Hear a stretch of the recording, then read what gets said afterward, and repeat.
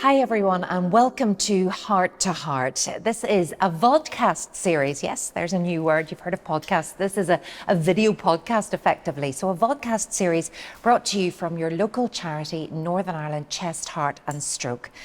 My name is Sarah Travers. I'm thrilled to have been asked to host this series of podcasts where we're going to be speaking to survivors, to supporters, to friends of Northern Ireland Chest, Heart and Stroke.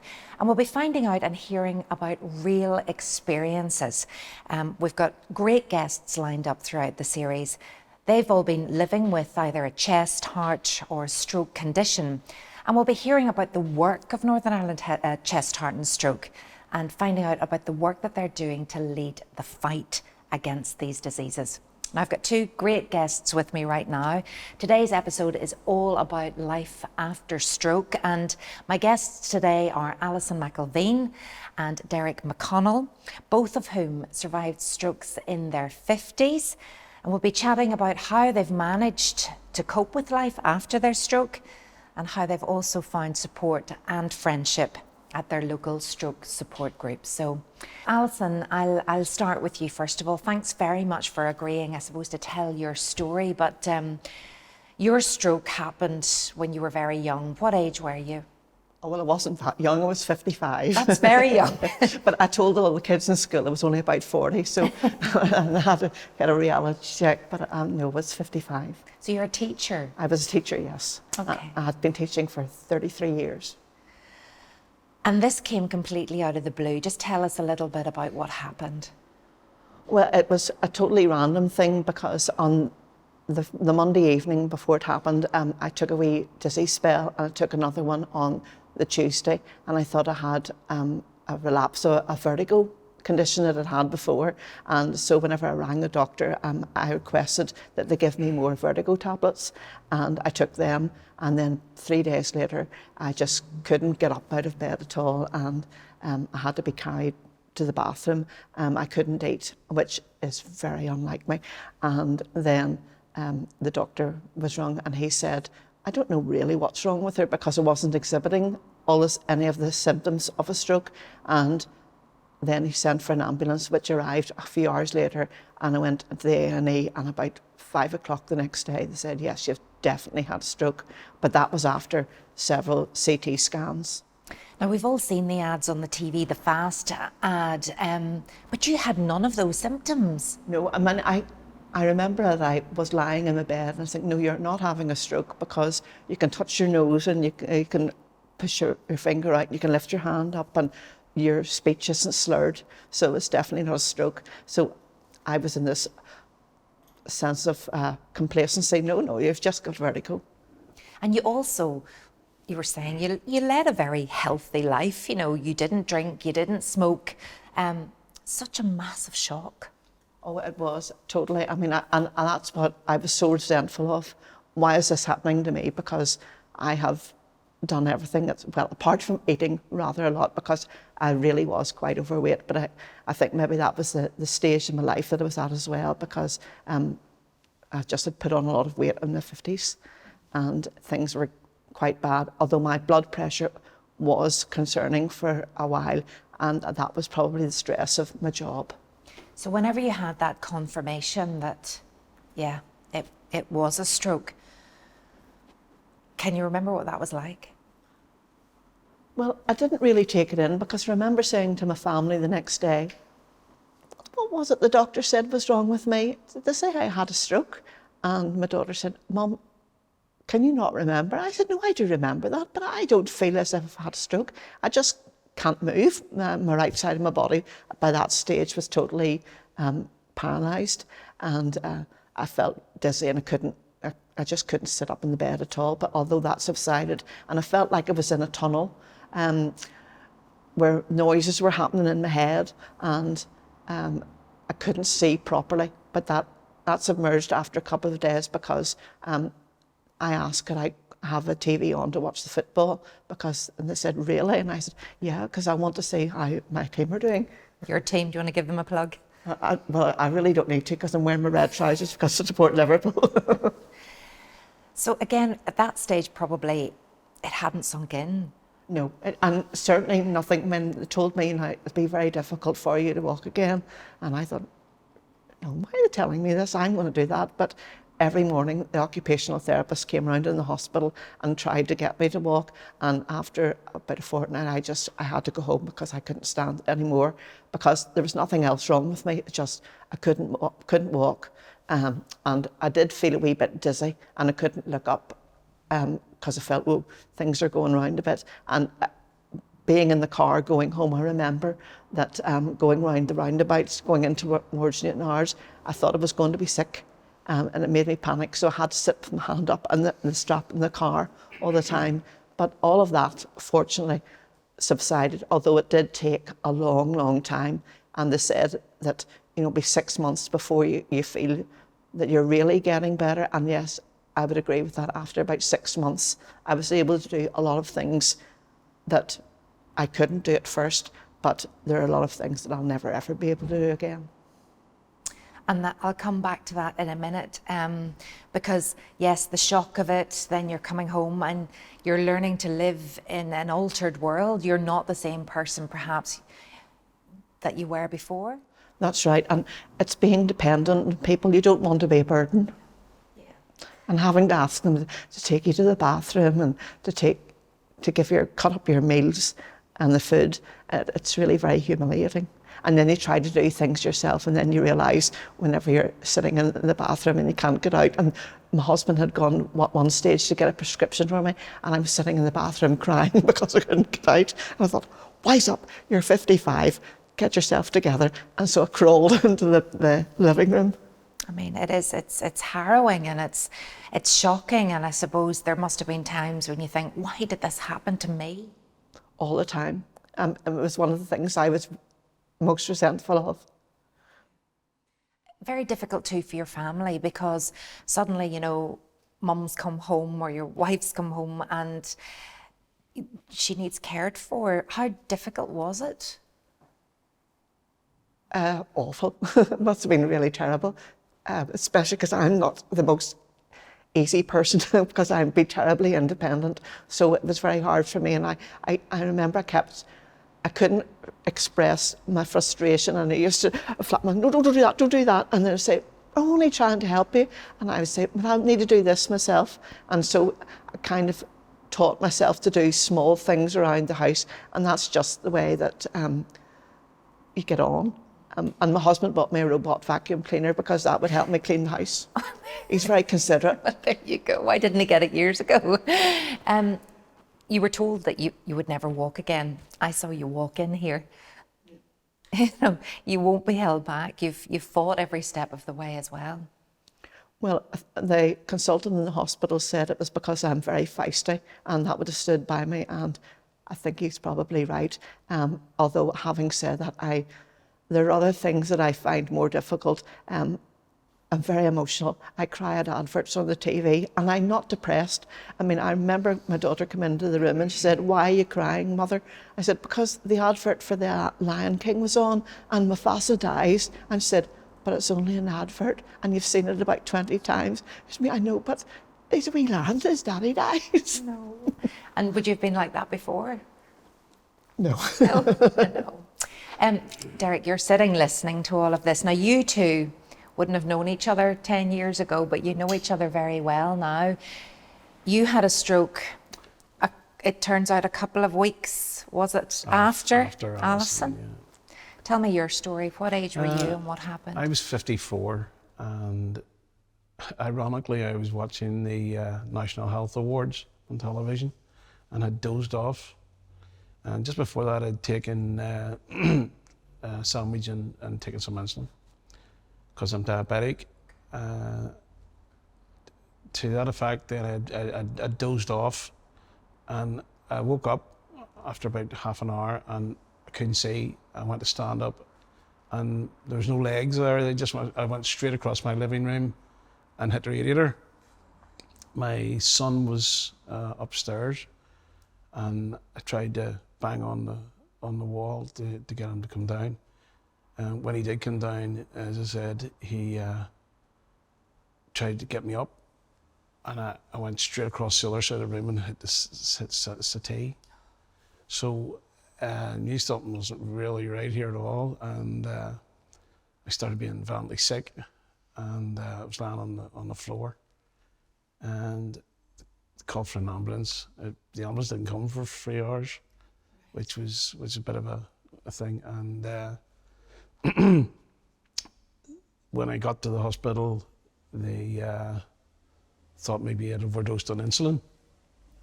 Because of your diabetes? Because of diabetes, and they put me to the diabetic ward in Dundonald Hospital. And because I couldn't see, I was double vision, had two of everything, and they then decided to go and do a CT scan, at which case the doctor comes round the next morning and says, Mr. McConnell, how can you take news? And I says, go for it.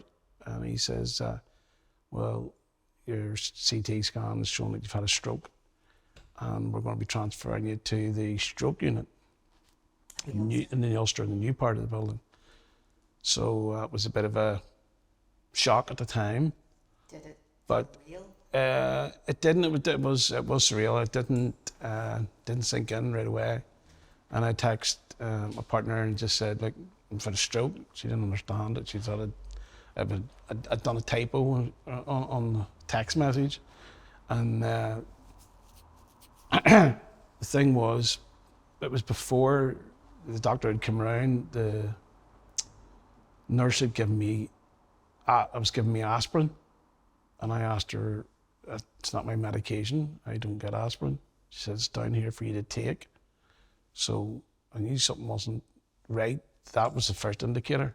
Right. But the consultant then in the stroke unit then confirmed everything. And yeah. How long was it? Because I know you went on to have another stroke. How much time between?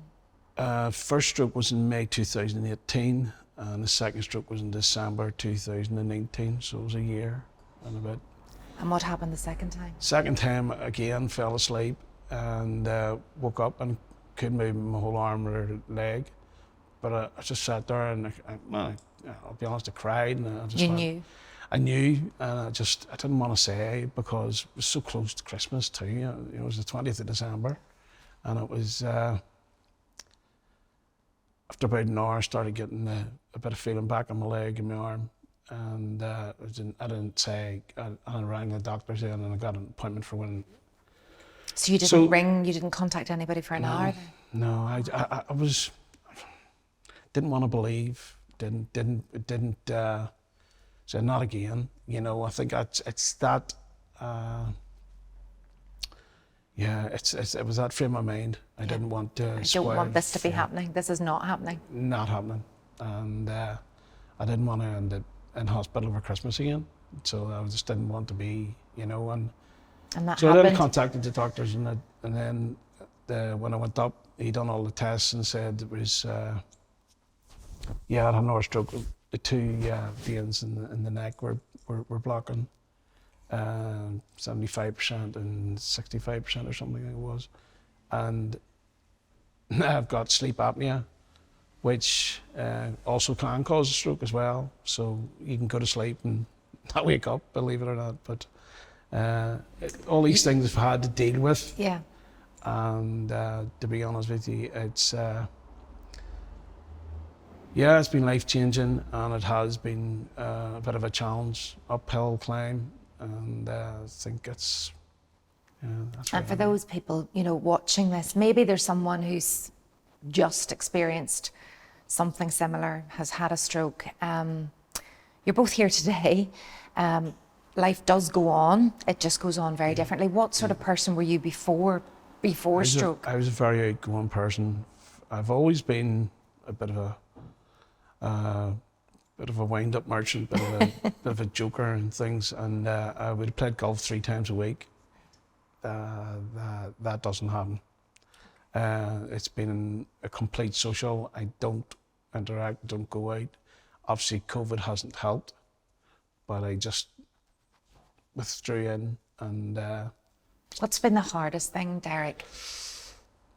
Depending on other people. I think that is the most frustrating, and it makes you aware of what you maybe took for granted before. And there's people, people don't realise that it's some things that you can't do now, and how frustrating it can be, that can get your emotions completely messed up, and it's frustrating. And I'll say it as before, sometimes you get to a stage where you just say, don't want to do this anymore.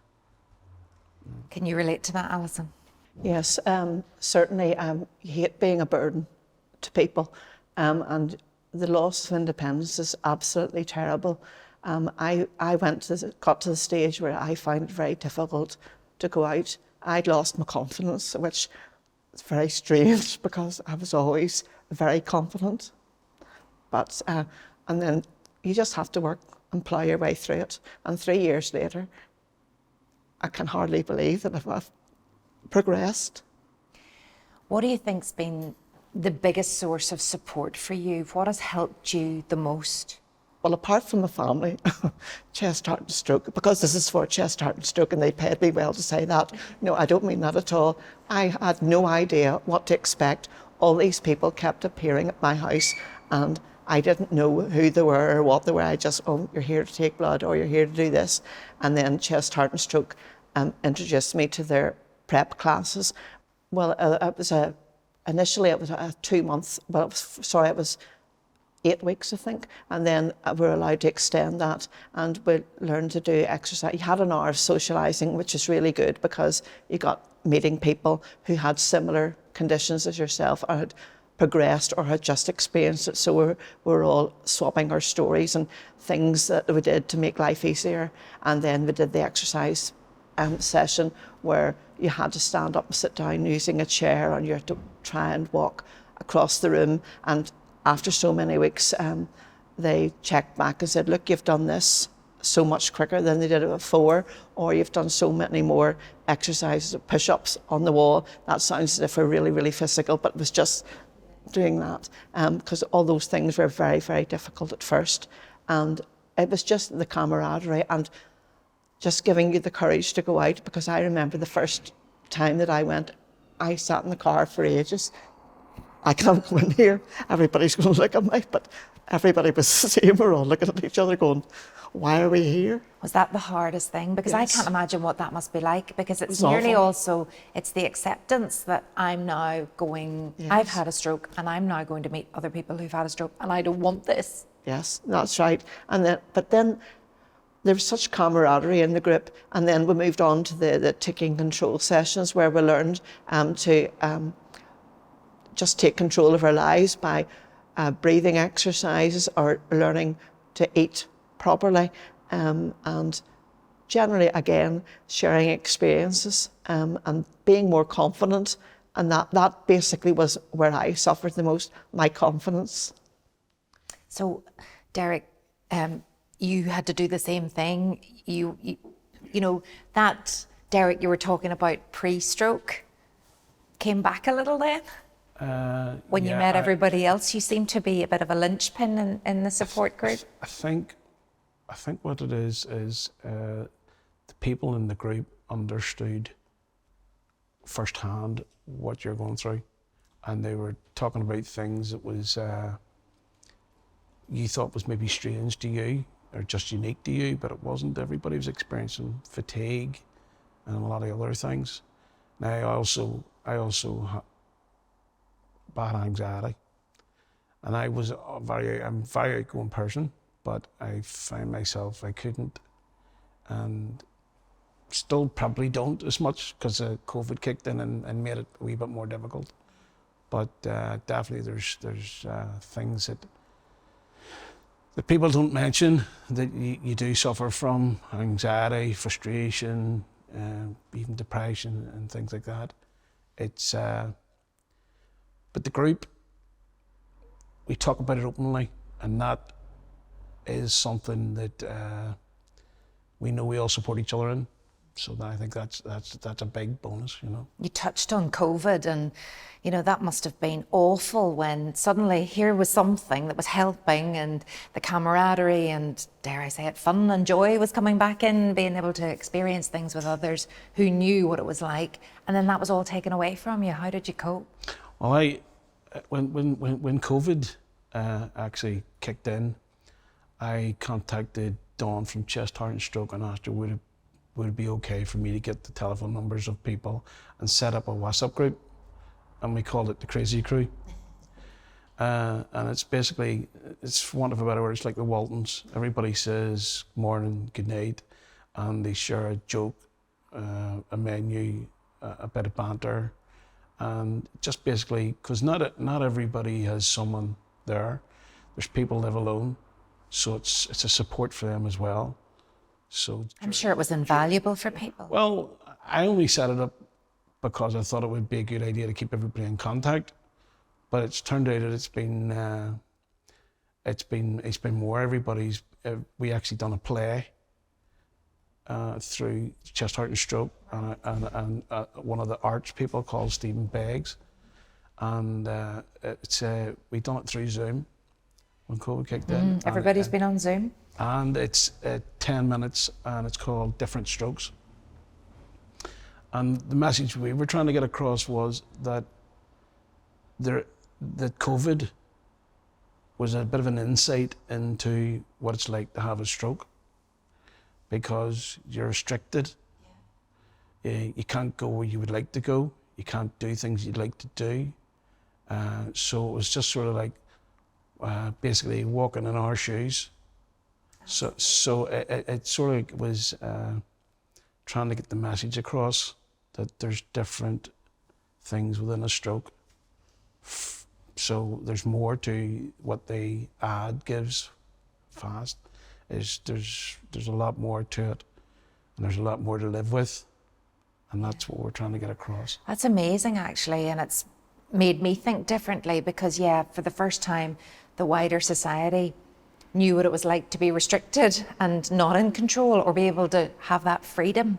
And Alison, you obviously took part in the WhatsApp group. Has it been good for you, and indeed the play? It's been absolutely amazing. Without the support of my friends in the group, I don't think I would have coped, because I like to think I'm very independent, but everybody needs somebody, even if it's only for a laugh. And I know we were having a chat earlier, and you know, the WhatsApp group too, the fact that you all checked in on each other every day, and morning, at night, you could tell, you know, if you didn't hear from somebody. That's right. I remember way back, there was one day that I was feeling particularly fatigued and really, really bad. And I had another phone call, and it was Derek. I didn't think everything was quite all right. Don't worry, everything will be all right. And we had a wee chat, and the next day I was grand. But those are the days, and that happens now and again, where you just feel that your body can't cope with anything, and that you could sleep really for Ireland. It's really very, very strange. Even trying to walk about is more difficult, and trying to keep focused, and you just need to rest. Your body just tells you, that's it, I'm going to have a rest. And does that happen, you say it's not all the time, but? Certainly with me, it used to happen at first all the time. When I got out of hospital, I would have had a wee nap during the day, and I would have maybe dozed off in the middle of a film. Maybe that's my age, I don't know. But certainly I'm much, much better now, but occasionally we'll just get a day when everything's very, very difficult. And you just have to say, this is just the way it is, and tomorrow will be fine. Yeah. And I think what's lovely is you said there to have these friends. So all of the people that have gone to the support group have become really good friends. Absolutely, and we're now taking part in a pilot scheme run by Performance Breakthrough to improve the neuroplasticity in our brains, and to help bypass the connections that are all mixed up due to stroke. And because we have different problems, we all do different exercises better than others. We'll stand on a balance board, and we play swing ball with it, and we have my favourite exercise is firing the Super Ball onto a numbered board and then trying to catch it. And I have what I called my bad hand, but I'm not allowed to call it that. I have to say it's my getting better hand. And my left hand, which is really, really alien to me because I'm a totally right-sided person, but I had to do everything with my left hand, but I can now catch better with my getting better hand now. Oh, so things are moving forward. And what's so interesting, I mean, that's actually a research project for Ulster University, and it's quite intense. Dr. Neith Kennedy is behind that as well. So that's how long is that going to go on for then? They said 6 months. Now we've been doing it, and It's quite intense, twice a week or something. well, twice a week, and as I said, one of the girls in the group had been able to play her violin, which she hadn't been able to do for 7 years, because her right hand, I think it's right hand, Suzanne's right hand was lacking, but she'd done it and videoed it, and it was like inspirational for everybody else. You know, is this pioneering? Are they trying to find this is something a pilot? out? Yes, she's Pilot. just trying to get the connections in the brain to rewire or circumvent to help with the problems that you have been left with. So this study then, those findings will be published and released and Well, seen? that's what that's what they're doing. That's what the fastest would we do this, and we happily said yes, because anything that highlights and helps is positive. That's brilliant. Well, congratulations. What's so good about it is that Susan Steele, who takes it, has us all worked out from the word go. She was able to say to me, you used to like sport an awful lot. And I said, yes. And she said, because instead of waiting for the swing ball, you're trying to anticipate the ball coming to you, and you get very, very frustrated. And she was able to say, your right side was particularly bad, and your perceptual awareness was totally nil, but it's coming back. And I can actually feel that when I've done something properly, yes, that's really good. And she says, you're also too hard on yourself. So do you think a lot of it is the mental challenge? Yes, because you're standing on a balance board for all of this, and you're doing all these exercises, but you should be going to that, but you actually forget that you're on it after so many weeks. But the first time that we did it, I thought, we'll never do this. There's no way I can Even having balance. the confidence to do Yes, it. and now she has me at standing at a very acute angle, and there are no books balancing the board at all, and I'm throwing balls and catching a beanbag, as well as us. And do you see improvements? Only because I just got injections in my right knee, which is my stronger side at the moment. It's a wee bit up and down. But in between my first and my second stroke, I was going down to the swimming pool and trying to walk up the swimming pool, in the small pool. Because if I lost my balance, then I'd just fall in the water. Okay. So I was doing that, and then COVID kicked in, and that was the swimming pool thing out. So in a way, this has been good, because this has taken its place. Well, it's wonderful that you are, contributing to something that hopefully will make a difference. Again, if there's anybody watching this today and maybe they've recently had a stroke, you'll know the depths of despair that you can feel at this time. What would you say to them, Alison? Things will get better. It will be a very lengthy process, and mine is still ongoing. When they told me that I wouldn't be able to walk at all very well, I decided, no, you're not telling me that. And I'm going to cry. Okay. And I did. I might cry too. It's part of my stroke condition that I cry very easily. But you just have to, everybody has different challenges. I mean, my speech wasn't affected, and it's because of that. When people saw me sitting in a chair in the house, and especially when I'd just come home from holidays, they would say, oh, you look fine, you must be great. And then they would say, can you get up? And I said, no, it's all, I can't do that, and I can't do simple things. My handwriting was dreadful, and it has really, really improved. Not so much that I could teach handwriting again, but I certainly am as good as any 12-year-old that ever I taught. Oh, that's wonderful. And what would you say, Derek? I would say laughter is a big, and I know there's good days and there's bad days, but I've always been a jokey person, and I think laughter sort of helps. But there is sometimes when you just, you feel so low. But I think that's what the group does. They keep everybody in a high, and try not to go low, because there is light at the end of the tunnel. How's life for you now then? It has good days, has its bad days, and as I said, just with a lot of other medical conditions, the stroke just made things difficult. Not working anymore, it was a big thing. I was on trying to get back to work, and then I had the second stroke, which obviously put homage to that. But I think it's learning to adapt to what you can do. Yeah. Obviously, I would have played golf 3 times a week. That's gone. But I still get contact with my friends, and having a great circle of family and friends is always very positive, because they do help you through times when you will feel low, So, but definitely, I think the group has been eye-opening in respect of they've all different outcomes of their strokes, and they support each other as well. So I think that's a very positive from Chest, Heart and Stroke, who's definitely shown us that a group forum is beneficial to anybody that's had a stroke. And life has to go on, and life has to continue. Yes. I would have been lost without Chest, Heart and Stroke, and I'm not just saying that.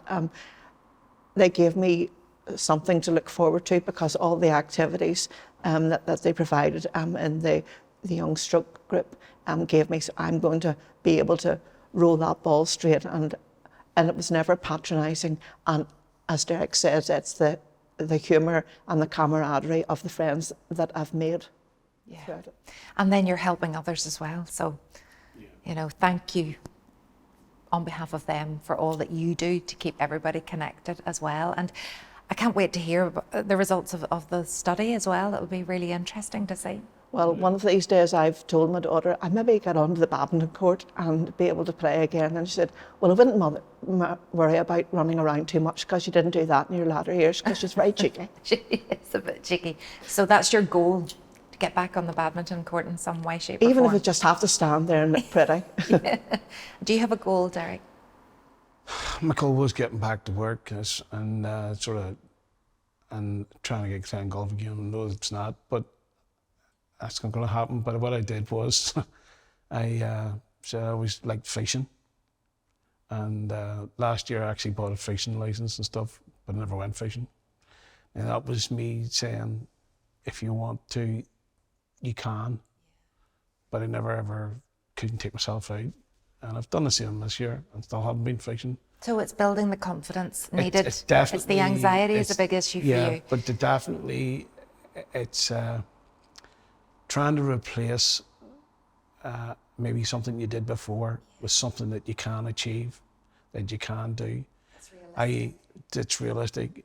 Adapting to what you want to do, and which is not easy, and people don't like change, and you could see how you want to be what you were before, but I suppose adapting and accepting and still having goals, but trying something new.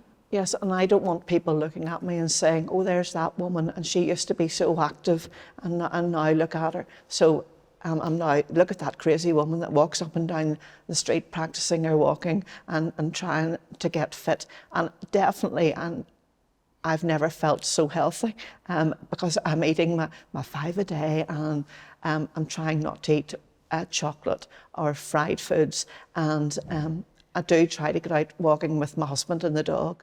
I believe the dog is, both of you have dogs, and you love your dogs. Amazing, Buster's my best mate in a sense. And a word that you just used there was acceptance, and acceptance is one of the hardest hurdles to overcome. Because when you can get past that hurdle and accept it, there is certain things you can do, and there's certain things that you can't do. it's definitely the first hurdle to cross. Yeah, sometimes just in your own head, and that mindset is so important. I think you're both incredible. There's a lot of time that people frustrate you because they maybe say the wrong things or they ask silly questions.